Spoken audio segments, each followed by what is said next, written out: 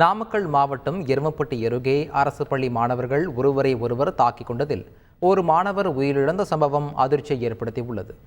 நவலடிப்பட்டியைச் சேர்ந்த ரமேஷ் என்பவரின் மகன் ஆகாஷ் வரக்கூர் அரசு மேல்நிலைப் பள்ளியில் 11ஆம் வகுப்பு படித்து வந்தார்.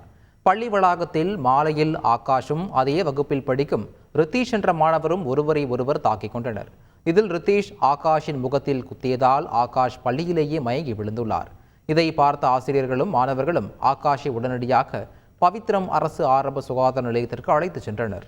மாணவனின் உடலில் அசைவு இல்லாததால் அவர் எருமப்பட்டி அரசு மருத்துவமனைக்கு மருத்துவர்கள் அனுப்பி வைத்தனர்.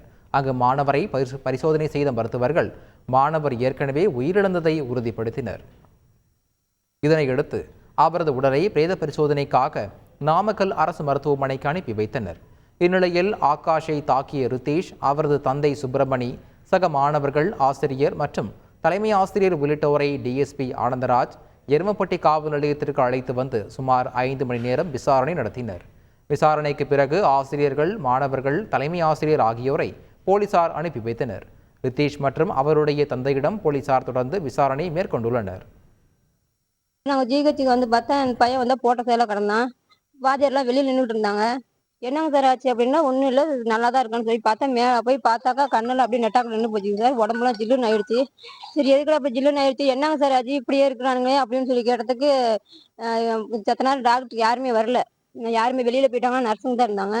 அப்புறம் அவங்க என்ன சொன்னாங்கன்னாக்கா, எம்மா வவுத்தட்டுலேயே அங்கேயே ஒன்றும் இல்லாத வந்தாங்க, அவங்க வந்து விக்ஸ்ன்னு சொல்லி சொல்கிறாங்க டாக்டர் வாத்தியார் அப்படின்னு சொல்லி சொன்னாங்க சார்.